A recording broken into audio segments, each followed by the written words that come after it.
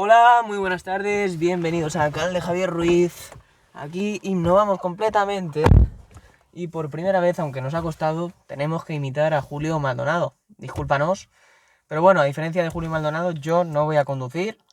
Está todo el motor parado, no os preocupéis. Hoy tenemos vídeo con colaborador Darío López. ¿De qué vamos a hablar hoy? Buenas, hoy vamos a hablar de cómo ha llegado el Barça a esta caótica situación tan comentada en los últimos días tras la ratificación de Laporta del Ronald Koeman como entrenador del Barça, que parecía ya con pie y medio fuera del equipo. Y bueno, pues vamos a explicar cómo ha llegado el Barça a esta nefasta situación. Bueno, pues con una ligera introducción, tras una temporada más que convulsa, por así decirlo, en Can Barça, llegó el siempre esperado e ilusionante momento mercado de fichajes. Todos los aficionados culés ansiaban con la llegada de una nueva estrella que de la mano de Messi y compañía lograse traer a la ciudad condal la siempre ansiada Copa de Europa, que ya desde 2015 no pisa las vitrinas del Barça. Pero lamentablemente los sueños no se cumplen siempre y los resultados de la auditoría realizada por la directiva terminaron por confirmar una realidad evidente, ya que hasta el momento el club que más ingresos generaba en el mundo del fútbol se convirtió en un agujero negro que debía la surrealista cantidad de 1.000 millones de euros, una deuda casi insalvable. Y bueno, producto de esta esperpéntica situación económica, el que ya fuera presidente del Barça entre 2003 y 2010, Joan Laporta, con un grandísimo legado, se vio obligado a decirle adiós a Leo Messi, que entre lágrimas se despidió del club de su vida, camino de aquella cárcel de oro que llamamos Paris Saint-Germain. Con el comienzo de la temporada se mostró que este Barça había perdido todo aquello que años atrás le había hecho grande. Pero ¿cómo se llegó a este trágico estado de quiebra técnica y depresión futbolística profunda? Pues ahora, con una persona que entiende bastante más del Barça que yo, vamos a resolver esa duda. Para empezar a explicar todo esto, vamos a dividir el vídeo en varios puntos para ir cronológicamente y hacer algo más fácil su comprensión. El primero de estos es la llegada del bartorroselismo, que va del periodo de 2010 a 2012. Tras el final del glorioso primer mandato de Laporta, los Sandro Rosell, Bartomeu y compañía sucedían a su socio con la misión de acabar con todo rastro del cruyffismo. La herencia era magnífica, un Guardiola con ganas de seguir aumentando su leyenda y unos jugadores que adoraban a su mentor a sabiendas de que a sus órdenes conseguirían muchos triunfos en el futuro. Sabedora de esto, la central lechera, como denominó Guardiola a la prensa madrileña, liderada por algún que otro pseudoperiodista, comenzó a desgastar la imagen del técnico catalán.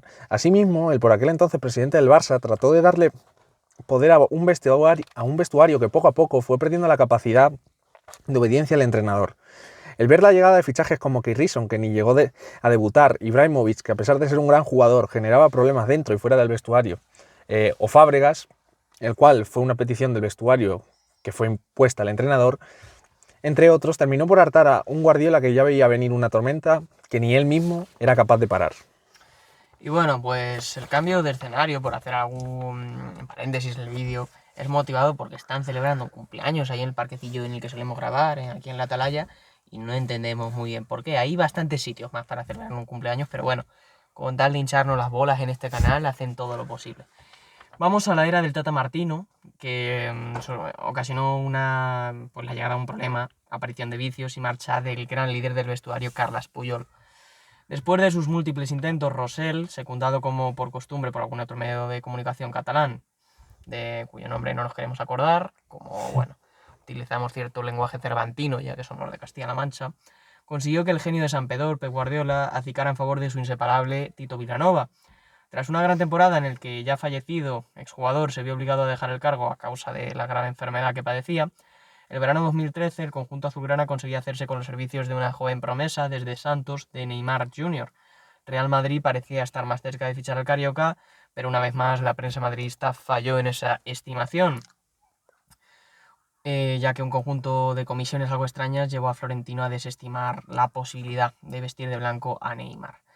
Sandro Rosell había decidido fichar a un brasileño que también tenía relación con Nike, empresa con la que por aquel entonces el presidente había trabajado. En la presentación se dijo la cifra tan famosa de Neymar ha costado 57,1 millones y punto. Pero no tenía nada que ver con el traspaso, que primero se dijo que eran 86 y luego hasta casi rozar los 100 millones. Esta circunstancia con el tiempo se convertiría en uno de los quebraderos de cabeza que acabó con la dimisión de Rosell para su posterior entrada en prisión. Era el momento de reforzar la plantilla y decidir quién ocuparía el caliente y complicado banquillo del Camp Nou. Sin dudar en un solo momento, el presidente decidió volver a otorgarle a la plantilla ese poder de elección y la respuesta fue el Tata Martino, un entrenador con dudosa o casi nula experiencia en el fútbol europeo. Messi y el resto de pesos pesados del vestuario parecían considerar que el exdirector de Newell's Old Boys sabía cómo era el curifismo y sabría llevar a la gloria al equipo de nuevo. Y a pesar de que el comienzo fue bueno, me acuerdo de ese 7-0 al Levante, de un gran partido, el estilo no parecía el mismo que años atrás. Y hecho se confirmó en un partido ante el Rayo Vallecano, en el que se tuvo menos posesión que el Rayo dirigido por Paco Gémez, algo que no ocurría desde 2008. La herencia del equipo de ensueño formado por Guardiola años antes continuaba, pero el hambre de títulos parecía haberse saciado y el toco y me voy se convirtió en un toco y me quedo, dificultando esa salida de balón. Había claramente pues como que el tiki-taka había involucionado a algo bastante más aburrido. A pesar de que la temporada no iba del todo mal, el equipo en general y Messi en particular no parecían estar del todo bien en lo físico, cosa que entendimos cuando se supo que el Tata comenzó a dar más días libres a los miembros de la plantilla.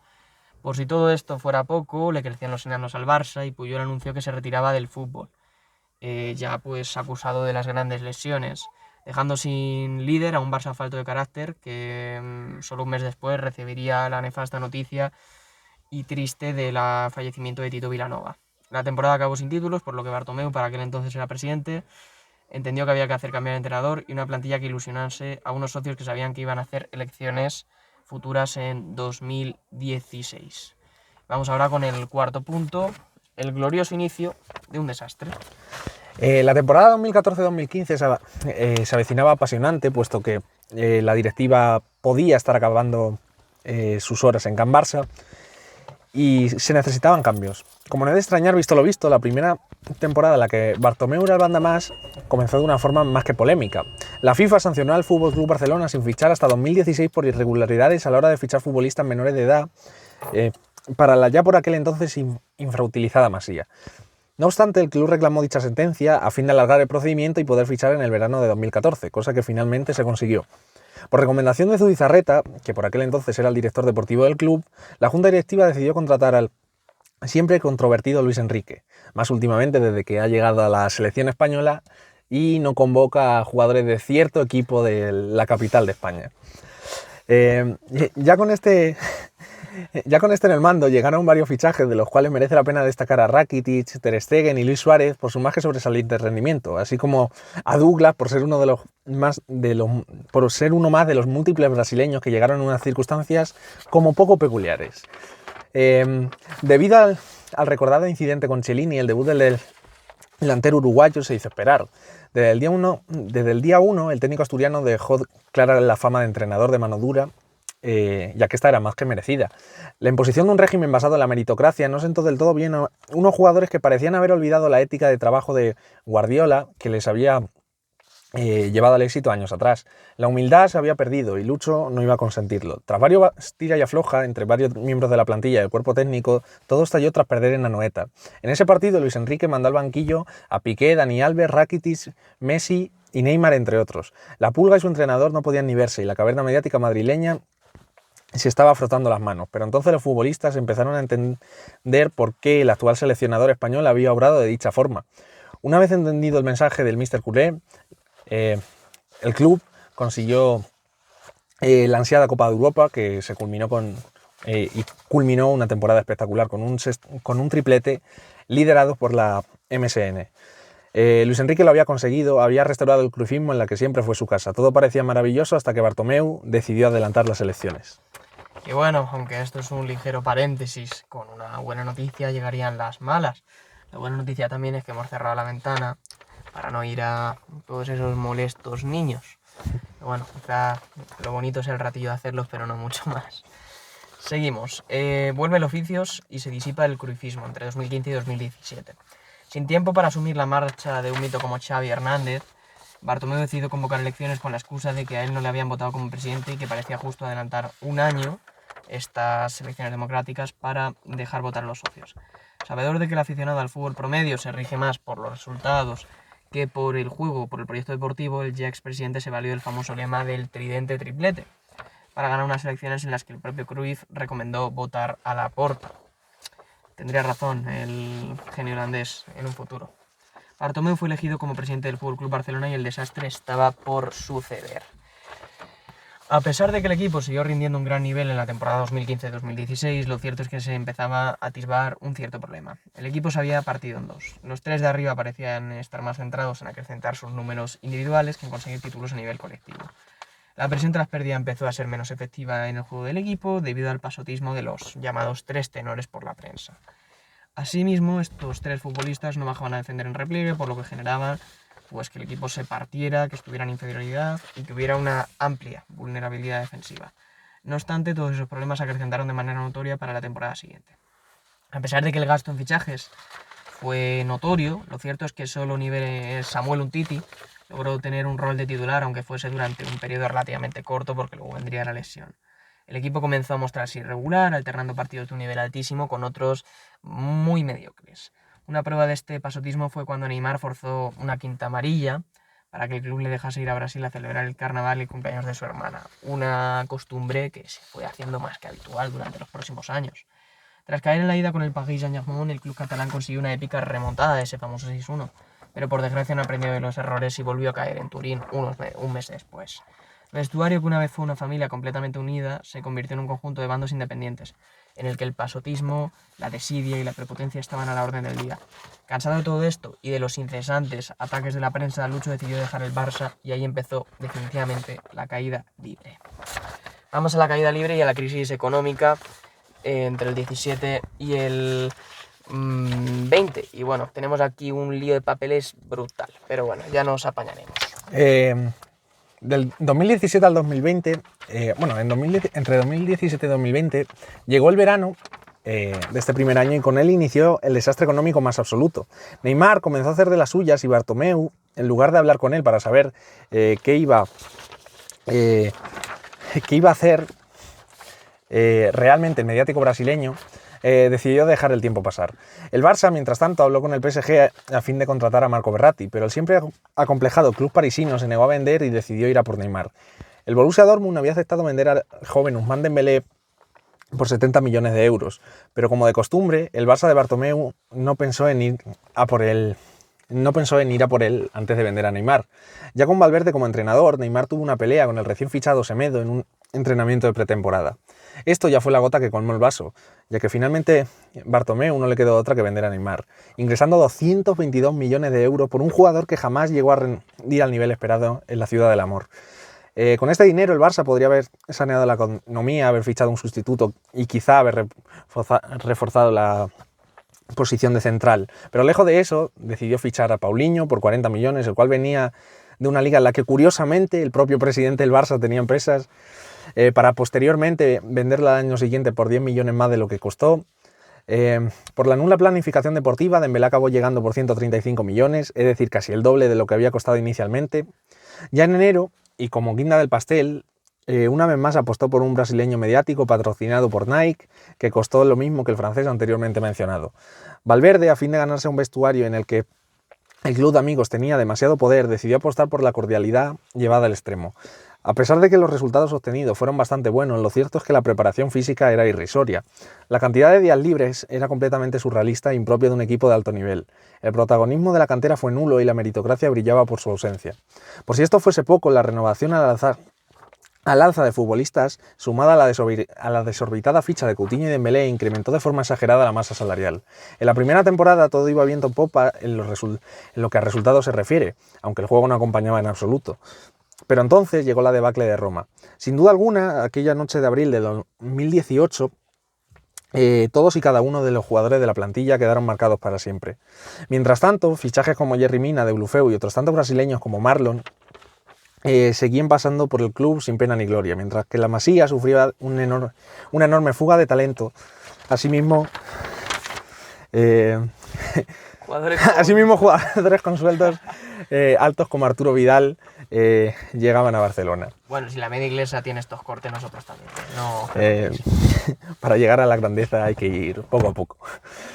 Al poco tiempo de empezar la temporada, Erika Vidal, director deportivo del club en aquella época, recomendó encarecidamente a la dirección el despido inminente de Ernesto Valverde, debido a la baja intensidad de los entrenamientos y al poco atractivo que tenía el juego del equipo a fin de volver a la senda cruifista.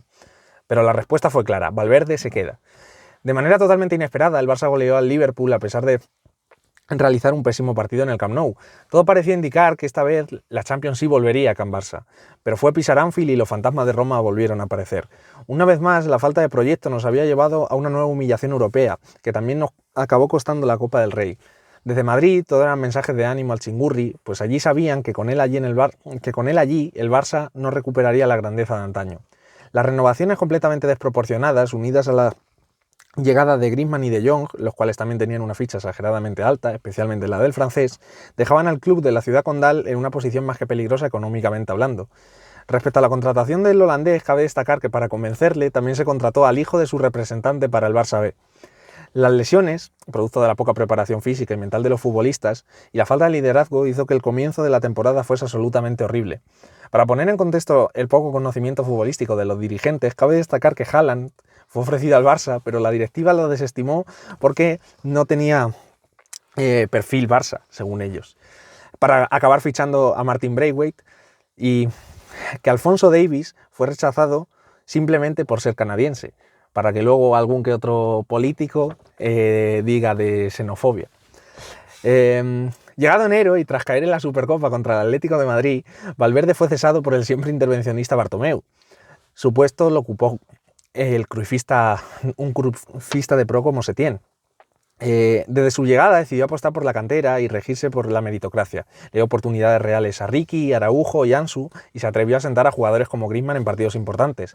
No obstante, el técnico cántabro nunca contó con el beneplácito de los pesos pesados, los cuales se habían mal acostumbrado a vivir de las rentas y a jugar por decreto. A pesar de todo esto y de las múltiples lesiones, siempre trató de volver a recuperar el estilo perdido. Aun con todos los problemas y las continuas críticas realizadas por una prensa madridista que se temía lo peor con Setién, este consiguió hacer más puntos que Valverde en su primera vuelta y que Koeman desde que está en el cargo.